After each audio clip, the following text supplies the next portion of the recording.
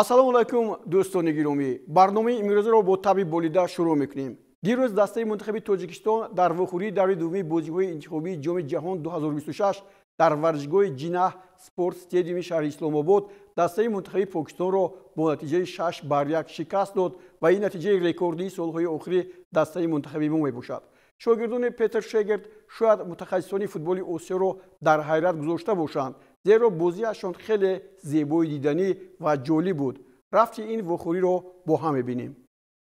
баъди бозӣ бо дастаи мунтахаби Урдун дар варзишгоҳи марказӣ мо боварӣ ҳосил кардем, ки дастаи мунтахаби Тоҷикистон бозиаш тағйир ёфтааст ва хуб бозӣ мекунад. Петер Шегерт дар Покистон ҳам ҳамон ҳайати асосиро ба майдон овард. ҳоло ҳуҷуми хеле хуби мо аз канори чап аст ва инҷо Соиров бо Ҷалилов, сипас инҷо Манучеҳ, сипас ба Парвизҷон Умарбоев топ ба сутуи дарвоза бармехӯрад ва ниҳоят ҳисоб кушода мешавад. Амадони Камолов ниҳоят тавонист ки инҷо тӯберо ба самар расонад, ки оғози пурголи ин бозӣ буд. ниҳоят бозии зебои футболбозони мо мисли он ки дар душанбе дар муқобили Урдун бозӣ карданд, футболбозони мо боз ҳамон фишорро пешаи худ қарор доданд ва барои тӯбро рабуданд 2-3 нафар. ҳоло бубинед ин Парвизҷон Умарбоев аст, ки чунин зарбае зад ва тӯб баъди баргардонии дарвозабон ба сутуни дарвоза бархӯрд.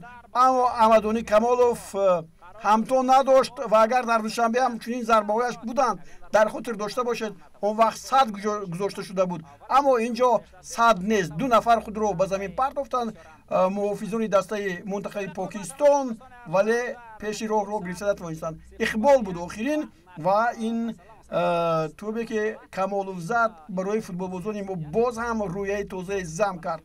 боз як ҳуҷуми дигар, боз футболбозони мо дар сафи пеш.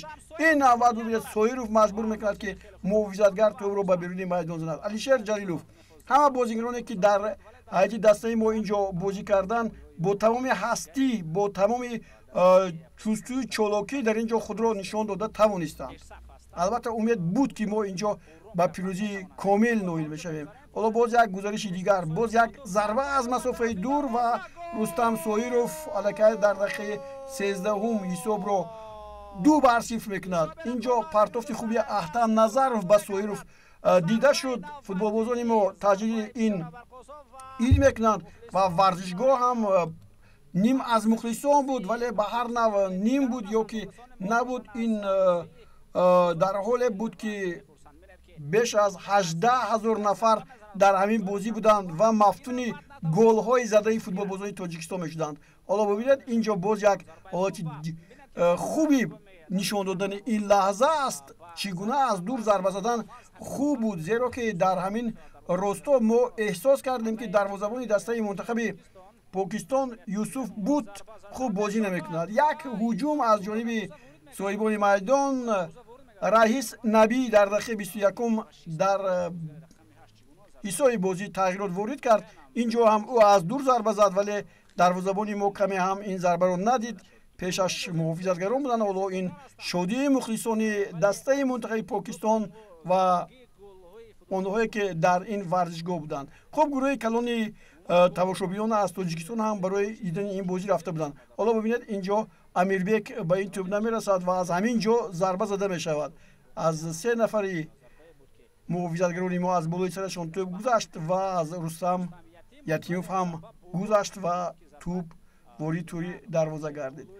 ба зебогии хуб нишон додани ин бозӣ ҳам таваҷҷӯҳ бояд кард, аммо сифати наворҳо хуб набуданд. ҳоло футболбозони дастаи мунтахаби Тоҷикистон боз як гузариши дигар, боз як имконияти дигар, боз ҳолате буд, ки бо гол ҷамъбаст шуданаш мумкин буд, вале ҳоло бубинед Амадони Камолов бисёр имрӯз зарба мезад. зарбаҳо баъде ки фаҳмиданд, ки дарвозабон он қадар хуб бозӣ намекунад, аз дур зарбаҳоро бештар мезаданд. ҳоло бубинед инҷо Ҷалилов зарба мезанад, тӯб баргардонида мешавад ва бори дигар инҷо Амадони Камолов ҳам чунин зарбаеро аз худ боқӣ мегузарад, аммо тӯб вори тӯри дарвоза намешавад. дақиқаи 26 Амадони, Парвизҷон ва инҷо тавре мебинем боз Амадони бе ягон муҳобот. имрӯз Амадони Камолов чун дар бозиҳои пешин бисёр кӯмаки хуб дар хати ҳуҷуми дастаи мо мекард ва ҳамеша имкониятҳои бисёр хуби ба гол наздикро ҳам пайваста пайдо мекард. ҳало инҷо голи ниҳоят зебо аз ҷониби Парвизҷон Умарбоев, Алишер Ҷалилов, Амирбек Ҷорабоев дар миёна хеле дурахшиданд. ҳарчанд баъзе камбудиҳо инҷо ҳам ҷой доштанд, мисли бозие ки бо дастаи Урдун буданд, вале сифати бозиро тағйир надоданд. ҳоло як бори дигар бубинед чӣ гуна зарба бисёр муҷалло аст ва баъди бархӯрдан ба муҳофизатгар тӯб роҳи дарвозаро пайдо кард ва воридтури дарвоза гардид.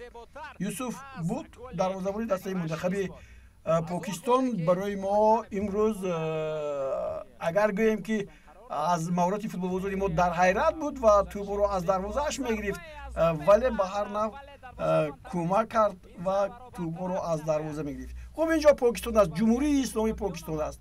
инҷо озодӣ ба пуррагӣ риоя мешавад. дар варзишгоҳ бонувон ҳам барои тамошои ин бозӣ омаданд.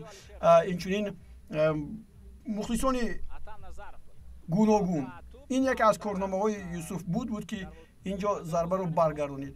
хуб, ба ҳар нав сифат он қадар хуб нест, аммо ин сифат ҳамон сифате ҳаст ки мо дар худи варзишгоҳ ҳам онро эҳсос кардем.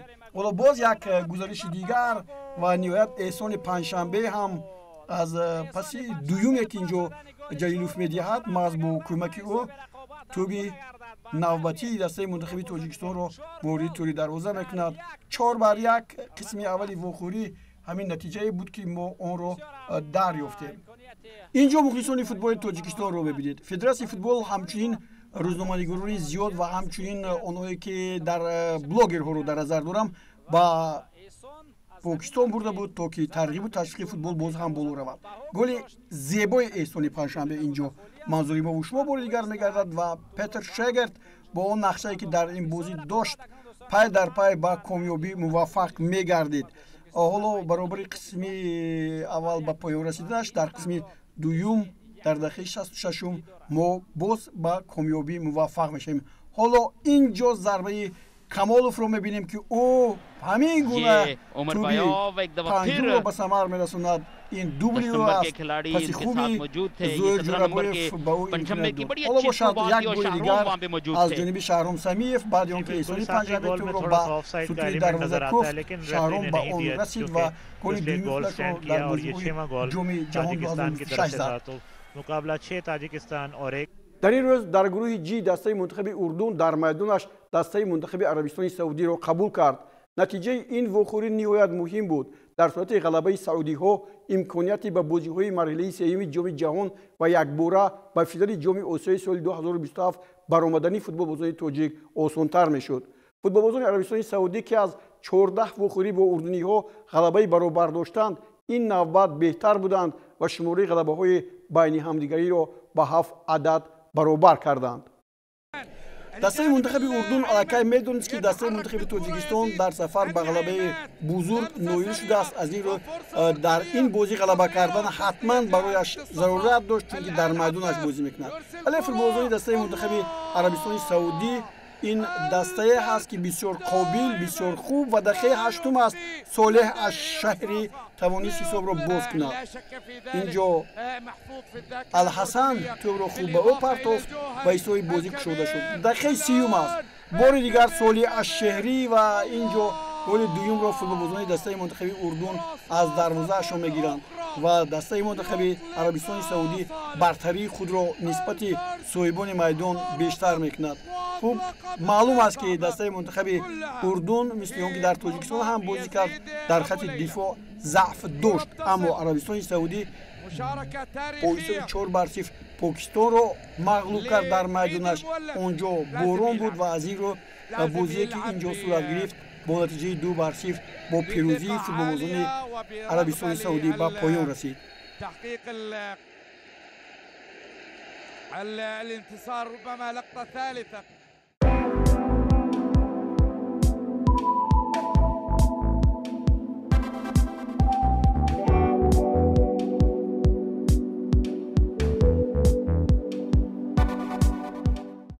дар гурӯҳи А дастаи мунтахаби Қатар ба ғалабаи дуввуми худ ноил гардид. این دسته منتخب هندوستان رو که در دور اول در کویت بر دسته منتخب این کشور پیروزی به دست آورده بود مغلوب نمود و موقعش رو در زینه اول مستحکم کرد. طوری گفتیم قطر در بازی اولش بر افغانستان با حساب 8-1 پیروز شد و در بازی دویمش حتما با هندوستان اومد. اینجا هم غلبه رو میخواست به دست آورد و این خواستنهایش به این دسته کمک خیلی خوبی کردند و بعد آنکه فوتبال‌های دسته منتخب قطر با بازی شروع کردن همگی در دقیقه 4 مصطفی مشعل حساب را باز کرد. حالا ببینید عبدالله پسی عالی داد و این توپ وارد توری دروازه گردید. فوتبال‌بازان دسته منتخب قطر در حقیقت خیلی مایرانه بازی کردند. هرچند بازیگران هندوستان هم امکانیت گلزنی داشتند. حالا ببینید اینجا یک ضربه نهایت قاطع از جانب کاپیتان این دسته بود. سونیل چتری اما ضربهش بسیار بلند رفت. قسم اولی وخوری و پایان رسید. قسم دومی وخوری. حالا یک هجوم دیگری فوتبالبازان دسته قطر و باز یک ضربه دیگر و اینجا توپ وارد دروازه میگردد. دقیقه 47 المعز علی، این المعز علی همون بازیگر الدوحیل که پیشتر نشانزن بهترین جام آسیا گردیده بود و باز یک حالت دیگر در دقیقه 86 با گل یوسف عبدالرزاق به پایان رسید و قطری ها با حساب 3-0 غلبه کردند.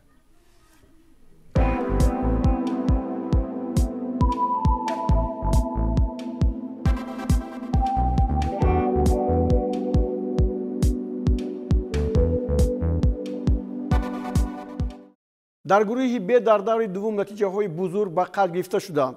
دسته منتخب کره خلقی دموکراتی بعد باختش در بازی اول از سوریه با نتیجه 1-0 این نوبت میانمار را در میدانش با حساب 1-6 مواجه شکست کرد. ژاپن باشد به دروازه دسته منتخب سوریه 5 گل به جواب زد. این غلبه موقع دسته منتخب ژاپن را در صدر جدول مستحکم نمود. دسته منتخب سوریه بر کره شمالی غلبه کرد و اکنون نوبت به ژاپن بود. این بازی هم در ورزشگاه شهر جیده در ورزشگاه ملک عبدالله فیصل برگزار گردید و فوتبالبازان دسته منتخب ژاپن همیشه در خط هجوم بودند و با برتری کامل نایل هم بودند. اینجا از حالی که ما میبینیم یک بازیگزاری خیلی خوبی آنها در دقیقه 32 با گل انجام یافت. حالا ببینید این ضربه نهایت خوبی تاکفوسا کوبا است. ایتو در اینجا کارنامه خوب انجام داد با همدستش توپ رو پرتافت و این توپ توری دروازه گردید.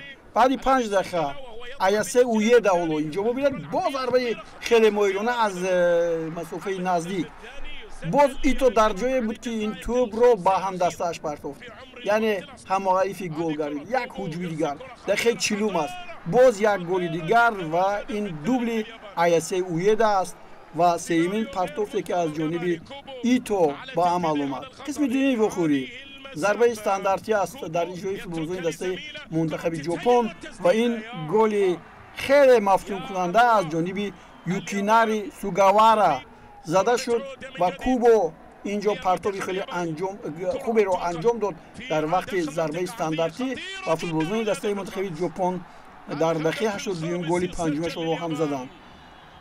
هوسویا اینجا هم ایتو در یک روز با زدن 4 گل کمک کرد که این خیلی هم نشانه است و خیلی هم باعث تعریف و توصیف است.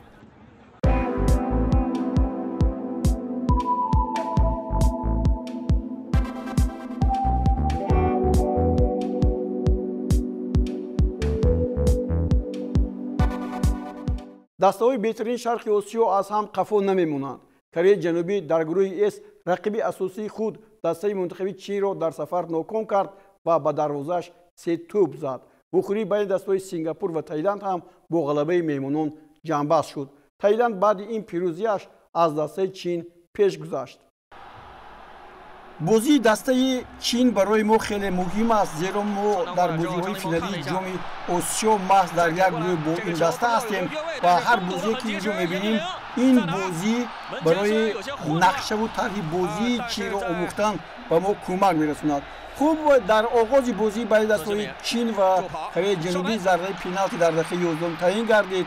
سون خین مین این توپ را خیلی مهرانه زد و حساب را باز کرد 1-0 و در این موردی که اینجا ما می‌بینیم این آخرین دقیقه‌های قسمی اولی وخوری است. هجوم بالای هجوم از جانب کره جنوبی بود و فوتبال این دسته باز یک گل دیگر زدن. باز سون خین مین اینجا توانست از پس خوبی کن این توپ دومش را هم به ثمر رساند. دوبل کرد در قسمی اولی وخوری و با حساب 2-0 فوتبال‌بازان هر دسته به تنفس رفتند. گل نهایت زیبا و بیاد چین از ضربه کنجی اینجا ارسال کرده شد و نهایت باز یک گل دیگر را فوتبال‌بازان دسته کره جنوبی در دقیقه 87 چون سینخیان اینجا گل زیبا را زد و دسته منتخبی کره جنوبی با حساب 3-0 غلبه کرد.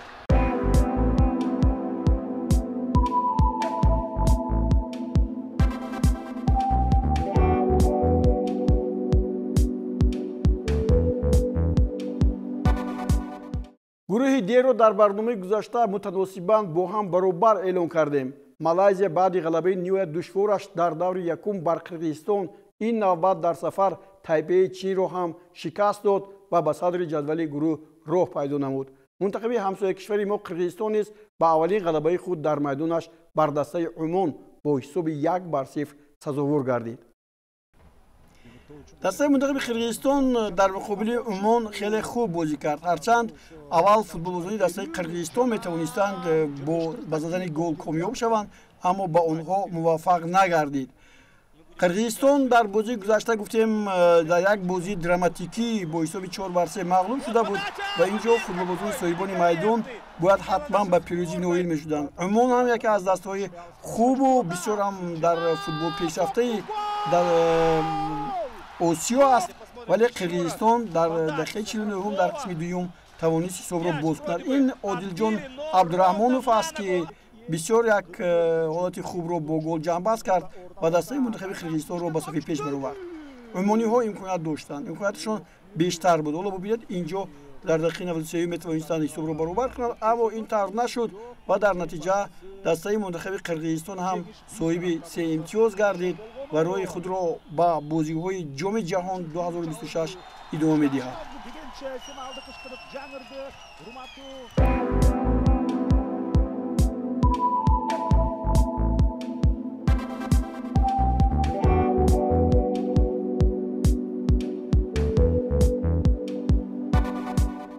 بازی از همه جالب در گروه ای میان پیسفون دسته‌های منتخب ازبکستان و ایران صورت گرفت. در نیمه اولی بازی فورس ها دسته منتخب ازبکستان را ناراحت کرده با نتیجه 2-0 به برتری رسیدند اما غیر چشم داشت نیمه دوم را به اختیار صاحبان میدان حواله کردند و آنها حساب را برابر کردند.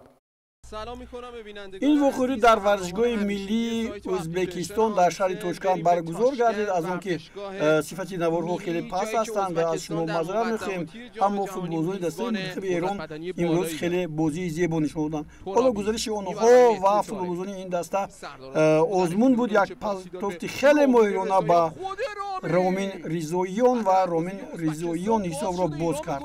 ضربه نهایت عالی و دقیق از جانب رامین ریزویان و پرتوفت را به نام خود آزمون هم ثبت کرد.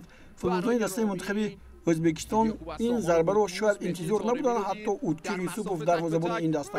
اما دیر نگذشته در دقیقه 38 مهدی طارمی اونی که در پرسپولیس بازی میکند و در دوشنبه هم یک گل زیبا زده بود گل دومی فوتبال‌بازان دسته منتخب ایران را به ثمر رسانید و گمان بود که اکنون در قسم دوم وخوری هم فوتبال‌بازان این دسته که بسیار هجوم‌های پای در پای می‌کردند گل‌های خیلی زیاد می‌زدند. حالا باز یک بار دیگر ببینید چگونه خوب مهدی طارمی بازی می‌کند و از بالای سر دروازه‌بان اوتکیر یوسوفوف این توپ را با بیرون می‌زند. فوتبال‌بازان دسته ازبکستان در قسم دوم تماما بازیش را دیگر کردند. با واسطه چند بازیگر اینجا فوتبال‌بازان امکانیت یافتند که با هجوم روند و وضعیت خیلی خوب را با وجود آورند.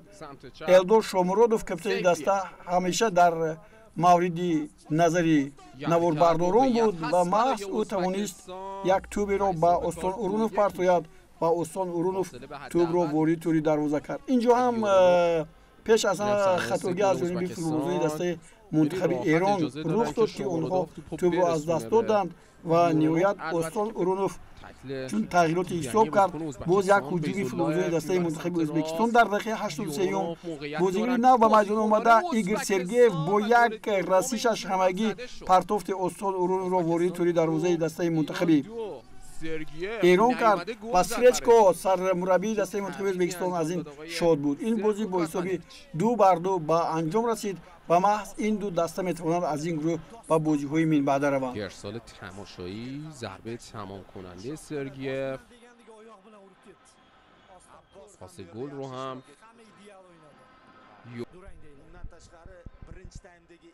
به نظر میاد که داور سوت پایان بازی رو زده. ایران 2 ازبکستان 2. ایران این بار در تاشکند.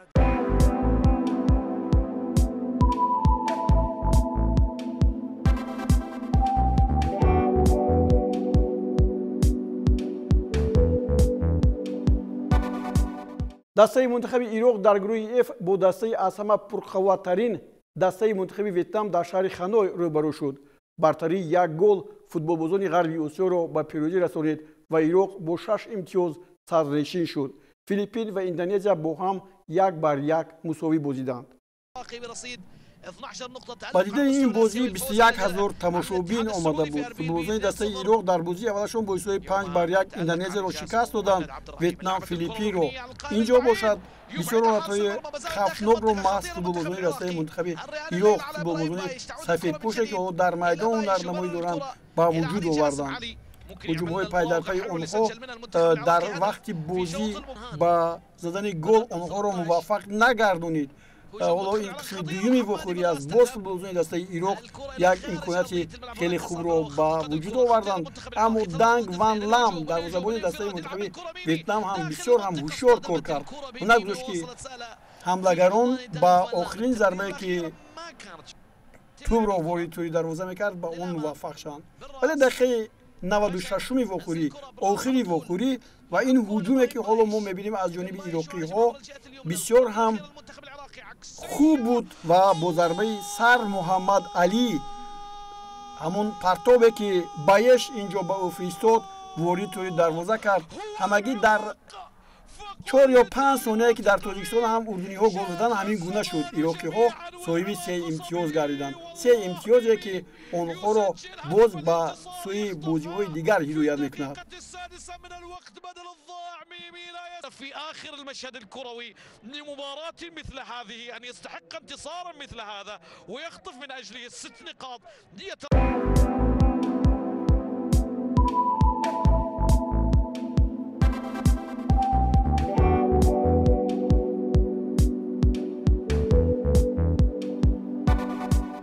дар гурӯҳи H дастаи мунтахаби Баҳрайн баъди ғалабааш дар сафар бар Яман имкон дошт ки боз як дастаи арабӣ Амороти Муттаҳидаи Арабро ба мағлубият дучор карда мавқеи аввалро аз худ намояд. аммо Аморот дар ҳузури беш аз 18 000 мухлис соҳибони майдонро дар ҳолати ногувор гузошт. сифати наворӯҳои бозии байни дастаҳои Баҳрайн ва Амороти Муттаҳидаи Араб он қадар хуб нестанд, аммо мо ба хотире ки шумо аз ин гурӯҳ ҳам маълумоти дошта бошед онро ба шумо пешкаш мекунем. дақиқаи 36 аст. Абдулло Рамадан голи аввалии дастаи мунтахаби Аморотро ба самар расонид. бисёр ҳам бозигузории футболбозони дастаи мунтахаби Амороти Муттаҳидаи Араб хубтар буд ва хатти дифои Баҳрайн инҷо коре накард. дар дақиқаи 90 бошад як зарбаи пеналти таъин шуд ва ҳоло Аҳмад Алӣ дар инҷо қарор дорад ва мо Аҳмад Алиро мебинем ки зарбаи пеналтиро бояд ба самар расонад ё ки на. ин тавре гуфтам 4 дақиқа илова шуда буд ва дар дақиқаи 90 маҳз ҳамин зарбаи олие ки Аҳмад Алӣ мезанад дастаи мунтахаби Арабистони Саудиро бо ҳисоби 2-0 пирӯз мегаронад. Баҳрайн пеш аз ин вохӯрӣ тавониста буд ки Яманро бо ҳисоби 2-0 шикаст диҳад. Аморот бошад Непалро 4-0. يا عشاق الأبيض ضربة جزاء علي مبخوت يتقدم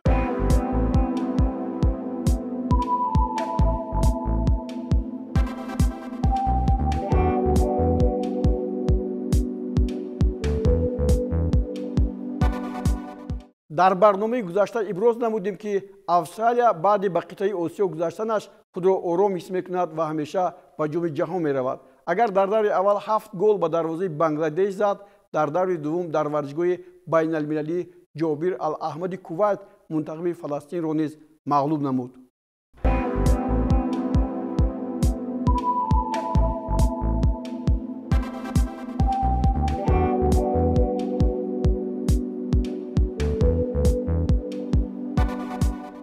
ин буд нашри навбатии барномаи футболи осиё ки ба даври дуввуми бозиҳои интихобии ҷоми ҷаҳонӣ соли 2026 ва осиёи 2027 бахшида шуд. акнун дастаҳо лаҳзае ба танаффус мераванд ва баъди анҷоми бозиҳои ниҳоии ҷоми осиё дар қатар моҳи март ба идомаи бозиҳои интихобӣ мепардозанд.